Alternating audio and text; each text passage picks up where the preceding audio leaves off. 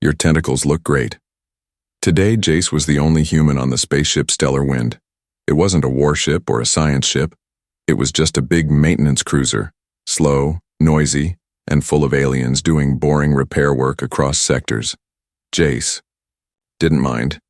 He liked machines more than people anyway. Machines made sense. People, and aliens, not so much. Most of the alien crew ignored him except one. Her name was Lyra. She was from a species called the Vaelari. She was tall, elegant, and quiet.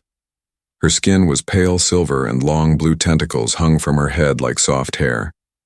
They moved on their own sometimes, like they were alive, shimmering and curling in the air gently. Jace always saw her working, alone in the engine room, her hands and tentacles moving with perfect control. He found her fascinating, but they barely spoke. Vaelari didn't talk much to outsiders, especially not humans. Jace never wanted to bother her, until one day. The ship was quiet. Jace had just finished fixing a coolant pipe and walked into the engine bay. Lyra was standing by the power coils, adjusting something. Her tentacles glowed faintly in the dim light. They looked beautiful. He didn't mean anything weird by it. He just wanted to be polite. So he smiled and said casually, "Your tentacles look great today." Lyra froze completely. Her hands stopped moving, her tentacles suddenly stiffened, glowing with a brighter light. Jace blinked. They're always cool. But today they just shine more? I don't know. She slowly turned to look at him. Her eyes were wide. Her cheeks, if that's what those silvery spots were, turned a deep shade of violet. Then she dropped her tools and ran, straight out of the engine room. Jace stood there like a statue. What just happened? A second later, a loud alarm blared through the ship. Security alert. The intercom buzzed. Engineering lockdown activated. All crew to standby positions. Jace's heart skipped a beat. Wait, was this because of him? Before he could move, two large reptilian crew members entered the room. "You," one of them hissed. "Come with us now." "But what did I do?" "You spoke to the Vaelari girl. You know what you said." "No. I just said her tentacles looked—" "Do not say it again," the alien growled. They took him to the security room. The captain, a grumpy insectoid named Tovik, was waiting, tapping one of his forelegs impatiently. "What did you say to her?" the captain demanded. "I just said her tentacles looked good today. That's it." Tovik's mandibles clicked. "You complimented a Vaelari's tentacles in front of active equipment in her workplace. Yeah? So what, isn't that just being nice?" Tovik leaned in. "To the Vaelari, that's like saying, I want to bond with you. Physically, reproductively." Jace's eyes went wide. "What? No, I didn't mean anything like that." "Intentions don't matter, human. Their biological signals reacted. Her tentacles responded to your words. They glow because of my words?" Tovik nodded. "Yes. And now her clan elders will want answers." Jace leaned back in the chair, stunned. His face turned red. "I just wanted to say something nice. This is why we told you. Don't try to understand every species. Some cultures have rules, some gestures are dangerous. This was one of them." The lights in the room dimmed. A small screen turned on. A cloaked figure appeared. "Human," the voice said coldly. "You have spoken the words. You have awakened the signal. By Vaelari custom, this matter must be resolved." Jace gulped. "Resolved? How?" "There are two paths," the figure said. "You may formally apologize before the crew, and be marked as shamed but forgiven. And the second path? You may enter the trial of clear intent, a ritual of truth. It will decide if your heart was pure, or if you seek her." Jace looked around. Everyone in the room stared at him. His mouth was dry. His head was spinning. He didn't even know if Lyra hated him or something else. He had just said her tentacles looked great. Now, Now he might be in a mating ritual with an alien girl who had just run away in shock. He leaned back in the chair and whispered, "I really should have just kept my mouth shut." She didn't respond. She rushed out crying. The ship's corridors were silent. Too silent. Jace sat alone in the observation deck, staring into space. Literally. Stars drifted past the window, but his mind wasn't on them. He could still see her eyes. Lyra's shocked expression. The shimmer of her tentacles when he said those stupid words. "Your tentacles look great today." Why did he say that? Why didn't he just walk away like every other day? He held his head in his hands. His cheeks burned with shame. What made things worse? She didn't even speak. She didn't yell. Didn't glare. Didn't curse. She just ran, and now the entire crew was treating him like he'd broken some holy rule. Maybe he had, but no one was explaining anything properly. The door behind him hissed open. He turned quickly, nervous, but it wasn't a security officer. It was her friend, another Vaelari female, shorter, older-looking, with duller tentacles. Her name was Kari, and she spoke rarely but clearly. She stepped forward, her voice low. "What did you say to Lyra?" Jace stood up, hands raised. "I didn't mean anything bad, I swear, I just... Look, she works hard, her tentacles glow, they looked cool, and I thought a compliment might..." Kari held up one long hand. "You made them shimmer. Did you see it?" Jace blinked. "Yeah, they glowed brighter after I spoke. I thought it was a trick of the light." Kari's voice was soft, almost sad. "You made her feel something." "What?" "Her kind. Our kind. Tentacles respond to deep emotion. Fear, pain, joy, and attraction." Jace felt his stomach drop. No, I didn't try to do that. I didn't flirt. I don't even know how to flirt with humans, let alone..." Kari looked at him carefully, but she responded, "That's what matters." He sat back down slowly. "I never meant to hurt her." Kari nodded. "She knows. That's why she ran." That didn't make him feel any better. He looked at the floor. "Is she okay?" "She locked herself in the habitat garden," Kari said. "She hasn't spoken to anyone, she hasn't eaten." "Because of me?" "Yes. And no." Jace looked up. Kari walked to the window and stared into the stars. "Lyra is from a noble family, one of the last pure-blood Vaelari lines. Her parents died in the war. Her clan raised her to follow traditions. She is not allowed to feel. Not like this." "Like what?" "Curiosity, affection, bonding." Kari paused. "She's never been noticed before, not truly." "Then you said those words, and you saw her." Jace frowned.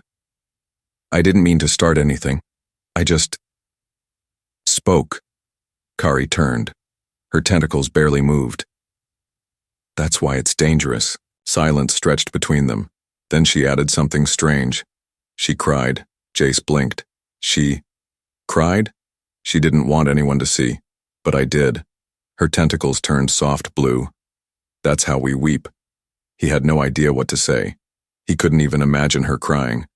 Lyra was always calm, graceful, untouchable, but now he had touched something, without meaning to. "I don't know how to fix this." Kari nodded again, more gently this time. "You may not be able to fix it, but you must face it. Tonight, the elders meet." "Will she be there?" "I don't know, but you will be." The door hissed shut behind her. Jay sat in silence again, but his heart beat faster now. This wasn't just a misunderstanding anymore. This was something deeper, bigger, and he didn't know what scared him more, being punished by the elders, or seeing Lyra again and realizing she might not hate him at all. Maybe she felt something too. The secret behind her tentacles. The door to the ship's library hissed open with a long sigh. Jay stepped inside, glancing around like he was entering enemy territory. Shelves of glowing data crystals lined the walls. A soft hum filled the room, and the lights pulsed gently, as if the ship itself were breathing. He didn't come here often. Not because he hated reading, but because this place always made him feel watched, as if the knowledge inside was alive. He walked straight to the restricted archives, a section blocked off by a shimmering energy field.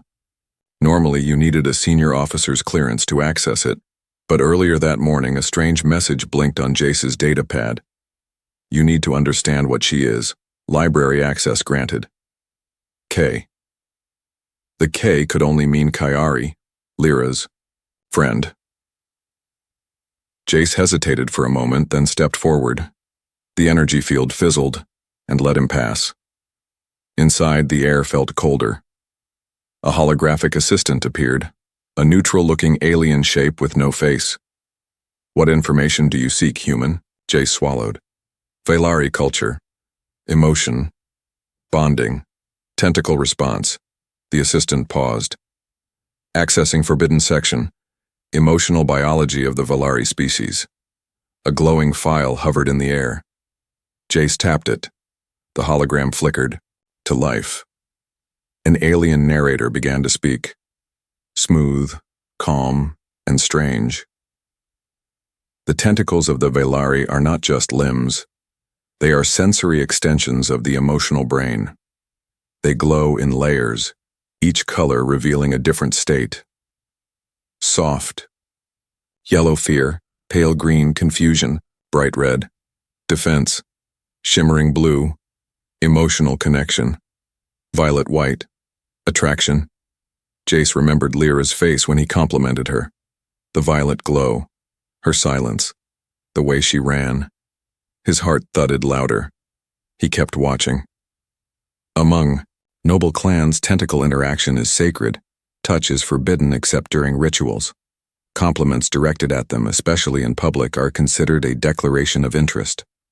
In old times, Vaelari males would cause tentacle shimmer in females through words. If the glow responded, the clan elders would arrange a bonding trial. Jace's mouth went dry. This wasn't just misunderstanding. It was practically a proposal, in front of the whole engine bay. Rarely, if a non-Vaelari causes the shimmer, the clan must meet. If the female is of age and reacts willingly, the bond is considered a challenge to tradition. Punishment is not always given to the outsider. Sometimes, it is the female who is punished for choosing a path beyond her caste. Jace leaned back stunned. He hadn't shamed just himself. He had thrown Lyra's entire future into question, and still, no one had told him what would happen next. The file ended. Jace sat in silence as the assistant faded. Then the lights in the library shifted. Someone else had entered. He turned, and there she was. Lyra. She stood quietly in the doorway, arms at her sides. Her tentacles hung low, dim and soft. No glow, no movement, just silence. Jace stood quickly. Lyra, don't, she said quietly. Her voice was softer than he expected. Tired. Sad. He froze. She stepped forward slowly, looking at the floor. You didn't know. I understand now. Kari told me. I'm sorry, he said. I didn't want to cause— I know, she interrupted. Then she looked up, meeting his eyes, and for the first time Jace saw pain in them. But it doesn't matter. The shimmer happened. And now, the elders think I chose you? Did you? She didn't answer right away. Instead, one tentacle lifted, just a little. It glowed, faintly, a shimmering blue. I don't know what I want, she whispered, but I know I don't want to be punished for feeling anything. Then she turned and left without another word. Jace stood frozen. The image of that soft blue shimmer burned into his mind. She didn't cry this time. But her silence said everything. Something real had awakened. And now the whole ship might burn. Because of it, the elders have spoken. The meeting chamber was dark. Not broken dark, but ceremonial dark. Like it was meant to make everyone inside feel small.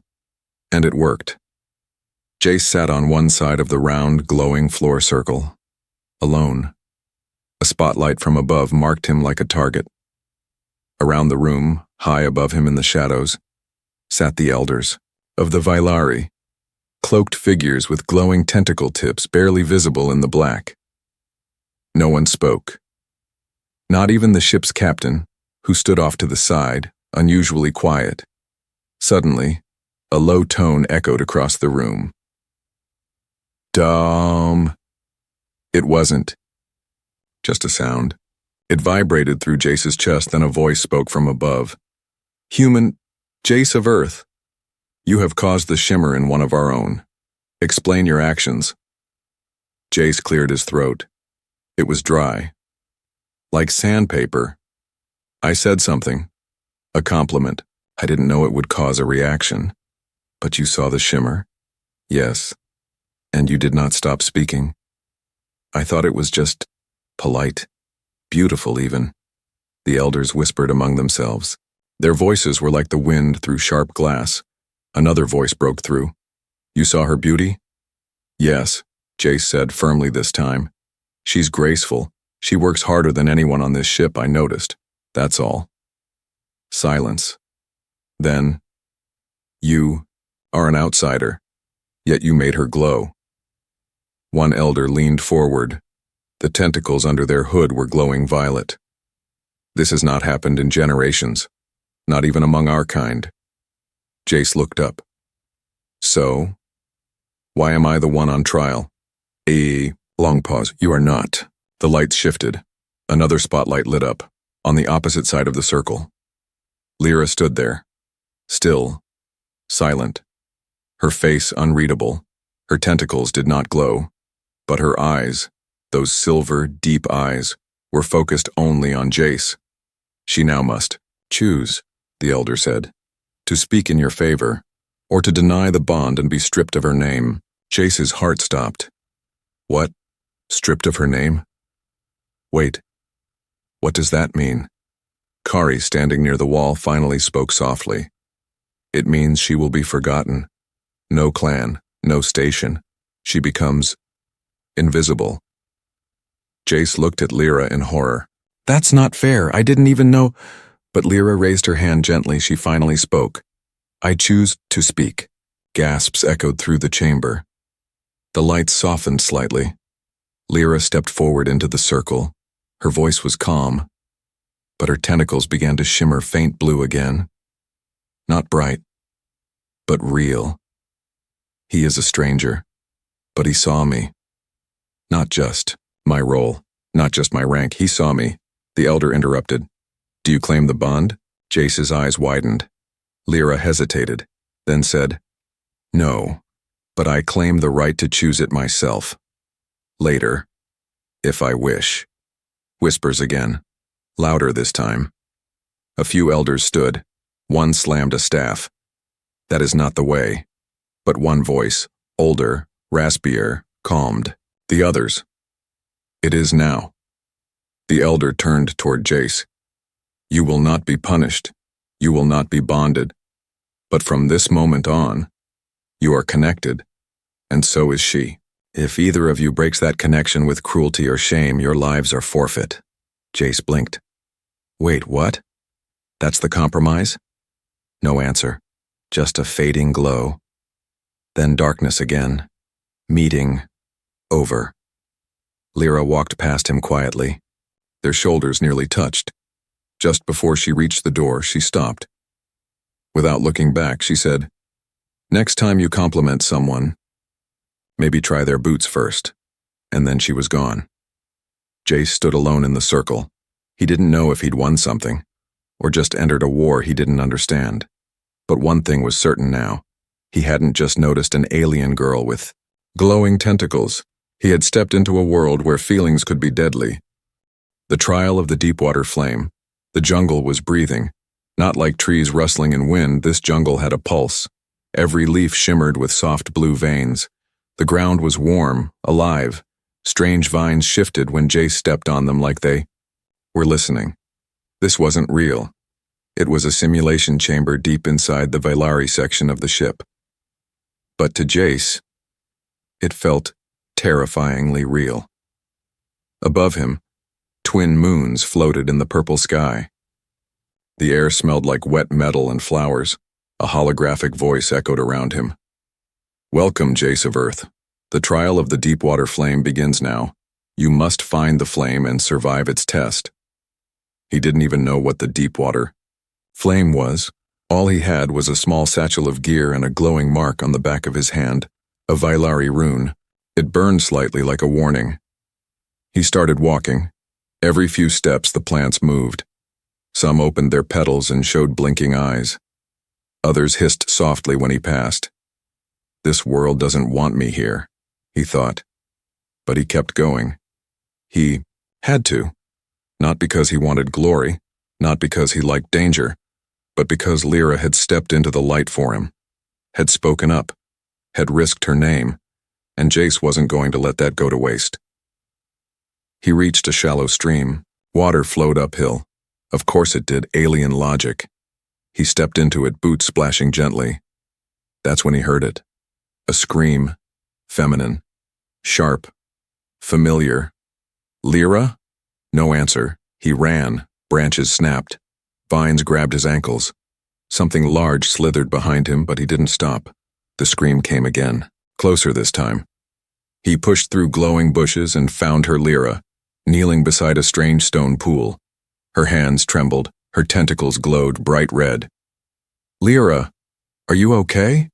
What is this place?" She looked at him wide-eyed. "You shouldn't be here. This was my trial too." "What? We're both being tested." The stone pool began to glow from within. Blue fire rose from it, not hot but cold and dancing. It floated in midair. Lyra stood slowly. Her voice was trembling. "That's the Deepwater Flame. It shows the truth." Jace frowned. "Truth?" She nodded. "It burns away lies. If it touches you and you're hiding something, it shows everyone." He stepped back slightly. Lyra took a deep breath. "They don't trust me anymore. They think I'm broken, tainted by your words." She looked down. "My clan wants the flame to expose me, to show that I felt nothing for you, that I was just reacting." Jace stepped closer. "You want the truth?" He walked straight toward the flame. "Then take it from me." "Wait," she shouted. "You don't know what it'll show." He stopped, looked into her eyes. "Maybe I want it to show something." And then he stepped forward, and the blue fire wrapped around him. For a moment, everything went silent. And then, visions exploded in his mind. He saw himself, watching Lyra from across the engine room, smiling when her tentacles moved in rhythm to music he had once played, feeling lonely, far from home, and quietly admiring her grace, and something deeper, a soft feeling, something like wonder, not lust, not power, just connection. The fire died down. Jace opened his eyes. Lyra stared at him. Her tentacles were shimmering blue again, but tears ran down her face. "You weren't lying," she whispered. He shook his head slowly. "I didn't even know I felt it, but I do." She stepped forward. One tentacle brushed his arm gently, not as a mistake, but on purpose. The simulation faded. The jungle vanished. They stood in an empty chamber now, surrounded by glowing Vaelari.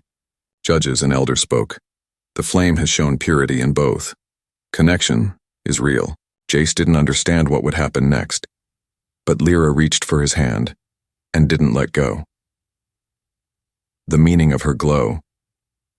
For the first time since boarding the stellar wind, Jace felt something strange. Weight. Not from gravity, but from eyes. From whispers, from the silent pressure of every crew member watching him. He walked through the halls slowly, Lyra beside him. Neither spoke. But her hand still brushed his every few seconds like she was checking. "Are you still here? Are you still with me?" Behind them, the trial room was sealed. They had passed, but the ship hadn't. Tension buzzed through the metal walls. Alien workers stopped and stared. Conversations paused when they entered a room. They weren't just curious, they were angry. A human had entered sacred ritual space and bonded with one of their own. Even if the elders allowed it, the others didn't have to like it. Later, in a small maintenance room away from cameras, Lyra sat on a crate, staring at her glowing tentacles. They shimmered soft violet blue now, gentle, dreamlike. Jace leaned on the wall across from her. I've never seen them glow like that before. She didn't answer right away, then she said quietly, They glow when I feel safe, when I feel seen. Jace sat down next to her. Close, but not too close. You said in the trial you weren't sure what you wanted, he said. Are you sure now? Lyra looked at her hands, then at him. Her eyes were calm, but deep, like looking into water that might be hiding something beneath. I'm not sure what I want, she admitted, but I know what I don't want anymore. Jace waited. I don't want to feel invisible. I don't want to follow rules written by ancestors who never met a human, who never knew you. He swallowed hard. You barely know me. She smiled. Maybe.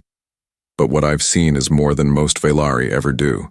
Then suddenly, the wall screen flickered on. Emergency transmission detected. Incoming clan message. The Vaelari crest appeared. Then a harsh voice filled the room. This message is for Lyra of House Sivelle. Your actions have stained our name. The elders may be weak, but we remember tradition.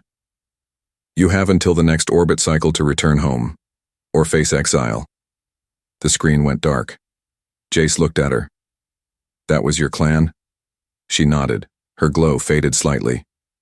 They will not accept me now, not unless I lie. Pretend the trial meant nothing. He leaned forward. Would that be so bad? She turned sharply, eyes fierce. I would rather be alone and then lie about how I feel. That silenced him. Then she softened. But I don't want to be alone. A long silence followed. Jace reached out, touched one glowing tentacle gently. It wrapped softly around his finger like silk. Neither of them spoke. They didn't have to. Elsewhere on the ship, Kari met with the captain in a dark control room. She's refusing to return, the captain said. Kari nodded. I knew she would. The captain looked uneasy. And what about him? Kari's expression was unreadable. If her glow deepens into silver, she said slowly, then she has chosen him. Truly. Entirely. And then, Kari sighed. Then every enemy of her house will try to destroy them both. Because when a Vaelari glows silver, she becomes bonded for life. The human and the tentacled girl midnight on the stellar wind. But no one slept. The crew gathered silently along the halls, on walkways, near the command deck, eyes locked on the main view screen. It showed a Vaelari warcruiser drifting just outside. Firing range, huge, black, covered in clan markings, waiting. Watching, Lyra's clan had arrived. Inside the engine bay, Jace adjusted the coolant cables like it was just another day. Except it wasn't. His hands were steady, but his mind wasn't. Behind him, Lyra stood with her arms folded, and her tentacles softly glowing silver blue now. Something he hadn't seen before.